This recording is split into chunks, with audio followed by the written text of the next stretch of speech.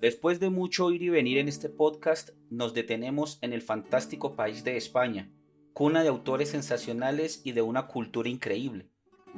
Aunque sea innegable que por algunos españoles de antaño el Nuevo Mundo haya sido objeto de saqueos y otros vejámenes, pues no se debe desdeñar que allí han surgido en un mundo más contemporáneo grandes artistas y deportistas. Para lo que nos atañe, retomaremos un escritor quizás de los más reconocidos en las letras españolas, tanto por su aporte a la poesía y la literatura como al legado romántico que imprimió en sus letras, y que encontramos también en frases en las redes sociales, e incluso en palabras de uno u otro poeta improvisado que repite y tararea sus versos en los oídos del ser amado. Y como es costumbre en este podcast, iniciaremos con una de sus grandiosas frases, que también se parafrasea en algunas canciones. Los suspiros son aire y van al aire, las lágrimas son agua y van al mar. Dime, mujer, cuando el amor se olvida, ¿sabes tú a dónde va? Gustavo Adolfo Bécquer, conocido también como Gustavo Adolfo Claudio Domínguez Bastida, nació en Sevilla, España, un 17 de febrero de 1836. A muy corta edad quedó huérfano y estuvo bajo el cuidado de su madrina. De aquí empezó a interesarse por la literatura y el arte, en las que mostró destreza y talento. En 1854 se trasladó a Madrid siendo un adolescente, en donde tuvo altibajos tanto en la literatura como en su salud. No obstante, empezó a gestar su gran caudal literario, expresado en obras literarias diversas. En el campo de la poesía, escribió zarzuela e incluso incursionó en la crónica periodística. En 1861 contrajo nupcias con Casta Esteban, con quien tuvo 3 hijos. Se dice que este matrimonio no fue feliz, por lo que Bécquer se refugió en su trabajo. Derivado de ello, se tiene gran producción literaria y periodística en este momento. En 1870, su hermano Valeriano murió. Para Gustavo Adolfo Bécquer fue un golpe anímico del que no se recuperaría jamás. Lograría seguir escribiendo algunos trabajos para algunas revistas, hasta que la tuberculosis le apagaría la vida el 22 de diciembre de ese mismo año. Fue sepultado en Madrid, pero luego sus restos fueron llevados a Sevilla y reposa junto a su hermano. Gustavo Adolfo Bécquer es conocido también por ser un poeta romántico. De él se reconocen sus escritos más famosos, Rimas y Leyendas. Al principio, sus rimas no fueron bien recibidas, pero el tiempo le daría el reconocimiento que hoy tiene. A su vez, la prosa que él escribió siguió los pasos de E.T.A. Hoffmann y Edgar Allan Poe, al recrear espacios fantásticos en una atmósfera sobrenatural.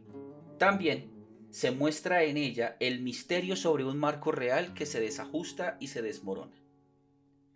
Y para explicar esta última parte, en la voz de Daniela Agiaco y del profe, se presenta una historia en la que un escenario amoroso toma tintes de espacio fantasmagórico y aterrador que llega hasta el lugar más inesperado, como lo es una alcoba. De Gustavo Adolfo Bécquer, El monte de las ánimas.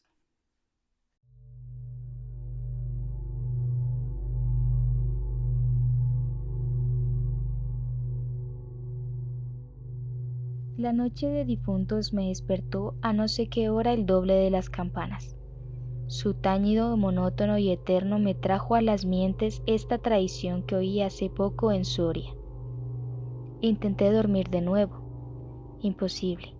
Una vez aguijoneada, la imaginación es un caballo que se desboca y al que no sirve tirarle de la rienda. Por pasar el rato me decidí a escribirla, como en efecto lo hice. Yo lo oí en el mismo lugar en que acaeció, y la he escrito volviendo algunas veces la cabeza con miedo cuando sentía crujir los cristales de mi balcón, estremecidos por el aire frío de la noche. Sea de ello lo que quiera, ahí va, como el caballo de copas.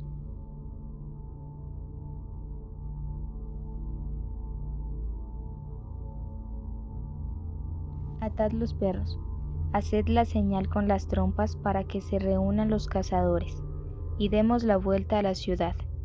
La noche se acerca, es día de todos los santos y estamos en el monte de las ánimas. ¿Tan pronto? Hacer otro día. No dejará yo de concluir con ese rebaño de lobos que las nieves del Moncayo han arrojado de sus madrigueras. Pero hoy es imposible. Dentro de poco sonará la oración en los templarios, y las ánimas de los difuntos comenzarán a tañer su campana en la capilla del monte. ¿En esa capilla ruinosa? Bah, ¿quieres asustarme?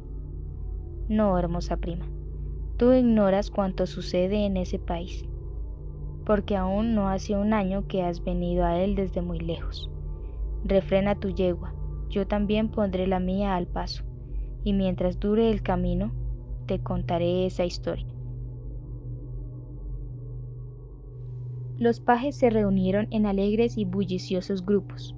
Los condes de Borges y de Alcudiel montaron en sus magníficos caballos, y todos juntos siguieron a sus hijos Beatriz y Alonso, que predecían la comitiva a bastante distancia. Mientras duraba el camino, Alonso narró en estos términos la prometida historia. Ese monte que hoy llaman de las ánimas pertenecía a los templarios, cuyo convento ves allí, a la margen del río. Los templarios eran guerreros y religiosos a la vez.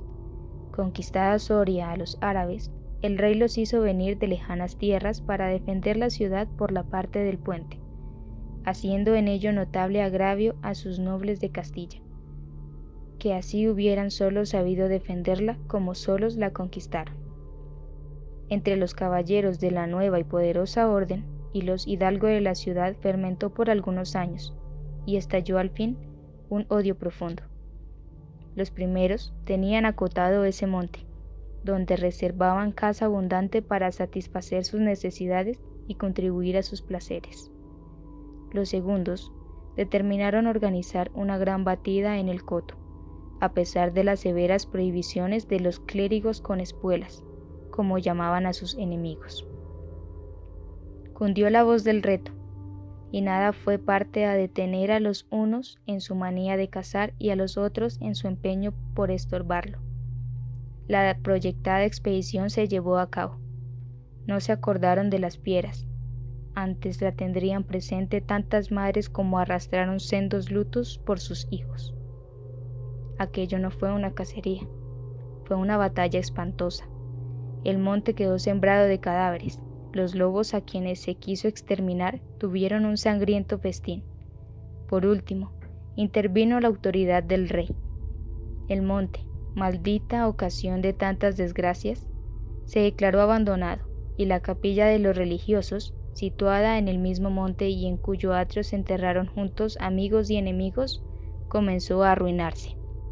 Desde entonces, dicen que cuando llega la noche de difuntos se oye doblar solo la campana de la capilla, y que las ánimas de los muertos, envueltas en jirones de sus sudarios, corren como en una cacería fantástica por entre las breñas y los zarzales.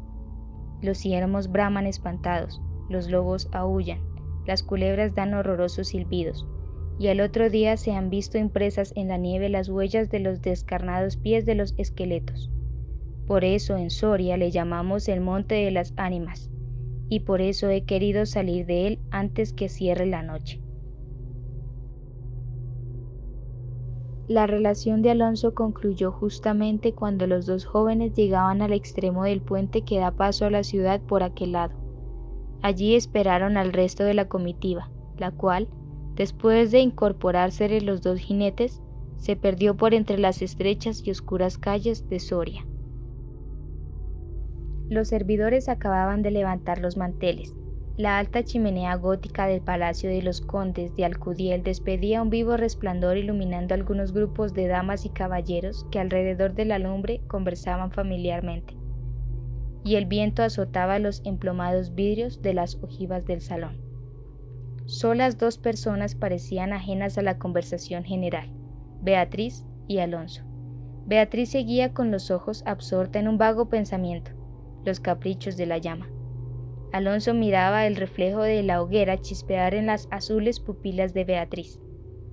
Ambos guardaban hacía rato un profundo silencio. Las dueñas referían a propósito de la noche de difuntos, cuentos tenebrosos en los que espectros y aparecidos representaban el principal papel, y las campanas de las iglesias de Soria doblaban a lo lejos con un tañido monótono y triste. «Hermosa prima», exclamó al fin Alonso rompiendo el largo silencio en que se encontraban. «Pronto vamos a separarnos, tal vez para siempre. Las áridas llanuras de Castilla, sus costumbres toscas y guerreras, sus hábitos sencillos y patriarcales, sé que no te gustan. Te he oído suspirar varias veces, ¿acaso por algún galán de tu lejano señorío?». Beatriz hizo un gesto de fría indiferencia. Todo un carácter de mujer se reveló en aquella desdeñosa contracción de sus delgados labios. «Tal vez por la pompa de la corte francesa, donde hasta aquí has vivido», se apresuró a añadir el joven.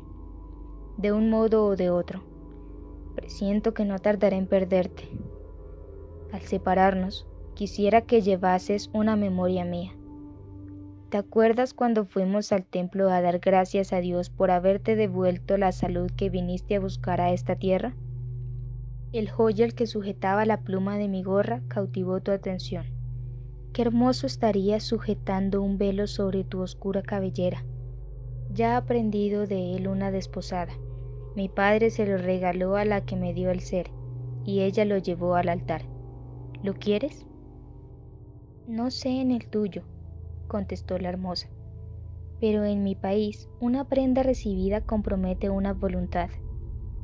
Solo en un día de ceremonia debe aceptarse un presente de manos de un deudo, que aún puede ir a Roma sin volver con las manos vacías».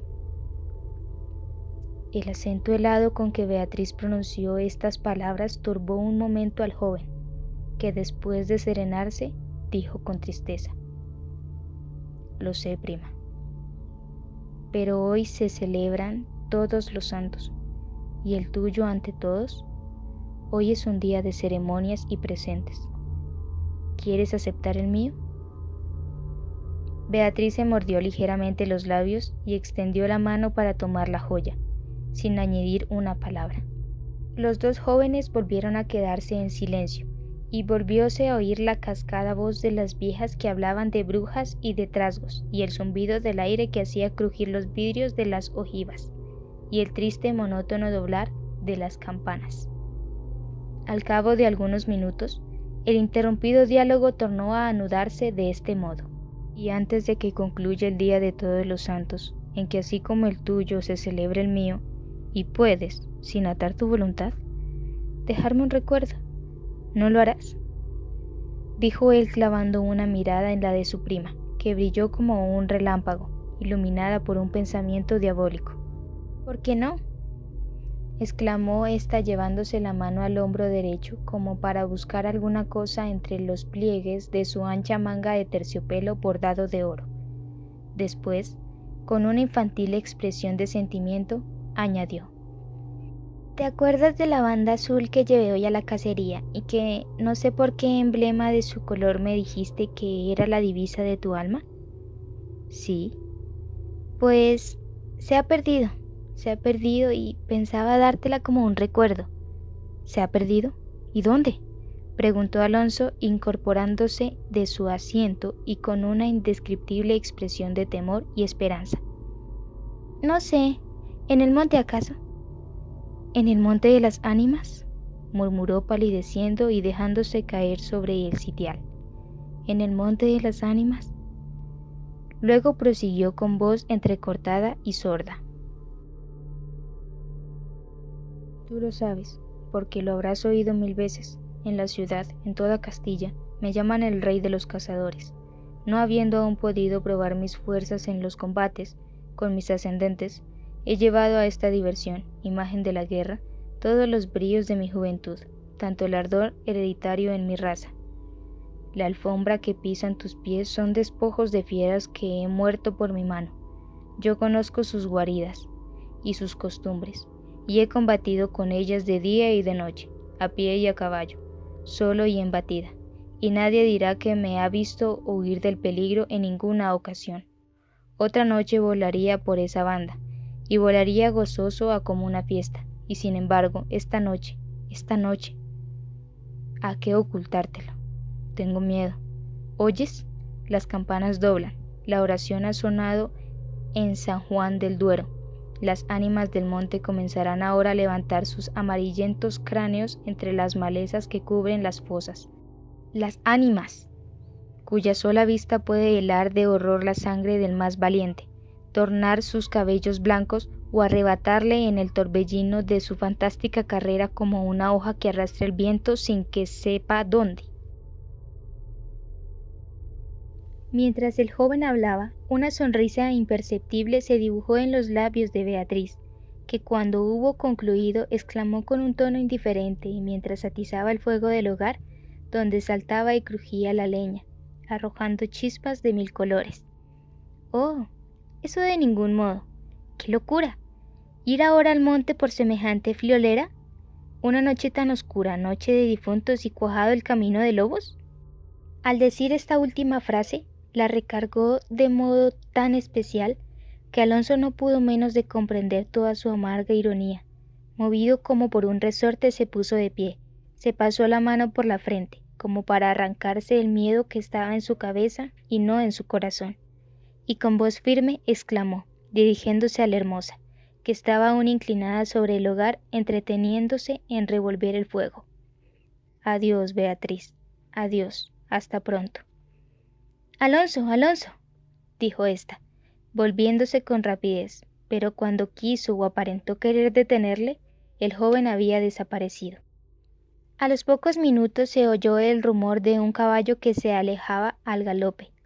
La hermosa, con una radiante expresión de orgullo satisfecho que coloreó sus mejillas, prestó atento oído a aquel rumor que se debilitaba, que se perdía, que se desvanecía por último.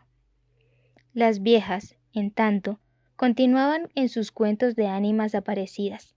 El aire zumbaba en los vidrios del balcón y las campanas de la ciudad doblaban a lo lejos.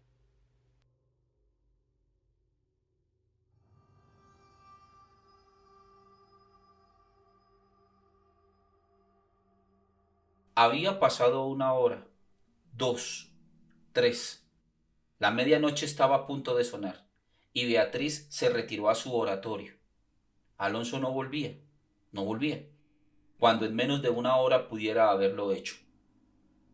«¿Habrá tenido miedo?», exclamó la joven cerrando su libro de oraciones y encaminándose a su lecho, después de haber intentado inútilmente murmurar alguno de los rezos que la iglesia consagra en el día de los difuntos a los que ya no existen. Después de haber apagado la lámpara y cruzado las dobles cortinas de seda, se durmió. Se durmió con un sueño inquieto, ligero, nervioso. Las 12 sonaron en el reloj del postigo. Beatriz oyó entre sueños las vibraciones de la campana, lentas, sordas, tristísimas, y entreabrió los ojos. Creía haber oído a par de ellas pronunciar su nombre, pero lejos, muy lejos, y por una voz ahogada y doliente. El viento gemía en los vidrios de la ventana. «Será el viento», dijo, y poniéndose la mano sobre el corazón procuró tranquilizarse. Pero su corazón latía cada vez con más violencia. Las puertas del alerce del oratorio habían crujido sobre sus goznes, con un chirrido agudo, prolongado y estridente. Primero unas y luego las otras más cercanas. Todas las puertas que daban paso a su habitación iban sonando por su orden. Estas con un sonido sordo y grave, aquellas con un lamento largo y crispador. Después silencio, un silencio lleno de rumores extraños, el silencio de la medianoche, con un murmullo monótono de agua distante. Lejanos ladridos de perros, voces confusas, palabras ininteligibles. Ecos de pasos que van y vienen, crujir de ropas que se arrastran, suspiros que se ahogan, respiraciones fatigosas que casi se sienten, estremecimientos involuntarios que anuncian la presencia de algo que no se ve y cuya aproximación se nota, no obstante, en la oscuridad.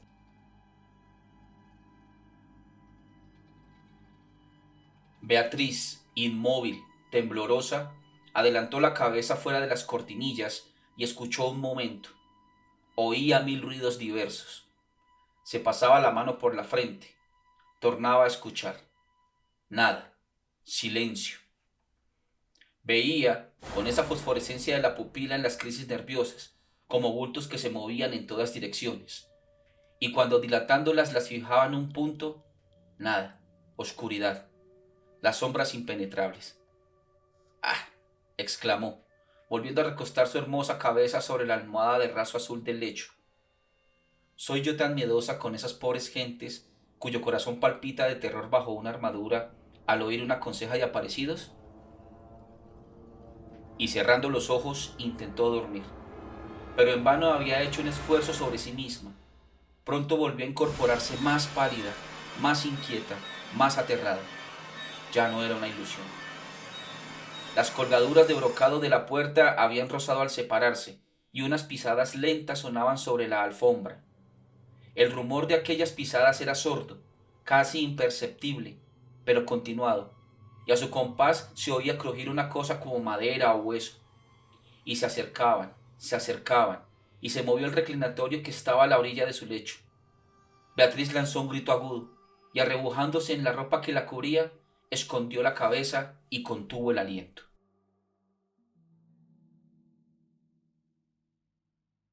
El aire azotaba los vidrios del balcón.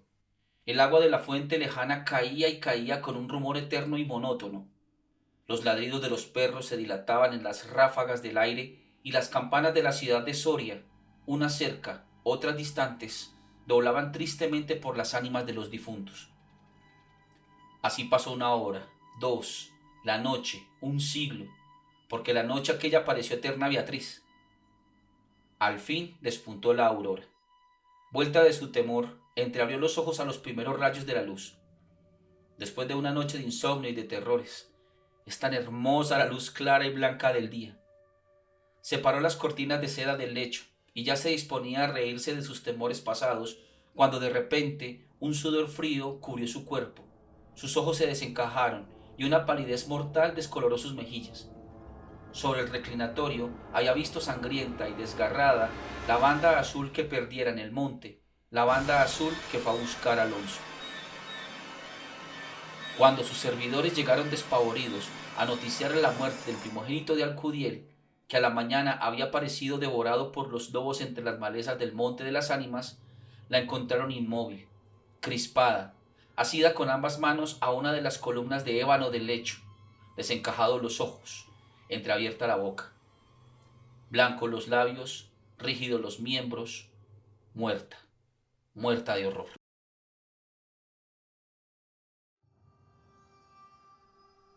Dicen que después de acaecido este suceso, un cazador extraviado que pasó la noche de difuntos sin poder salir del monte de las ánimas, y que al otro día, antes de morir, pudo contar lo que viera, refirió cosas horribles. Entre otras, asegura que vio a los esqueletos de los antiguos templarios y de los nobles de Soria enterrados en el atrio de la capilla levantarse al punto de la oración con un estrépito horrible, y caballeros sobre osamentas de corceles perseguir como a una fiera a una mujer hermosa, pálida y desmelenada, que con los pies desnudos y sangrientos, y arrojando gritos de dolor, daba vueltas alrededor de la tumba de Alonso.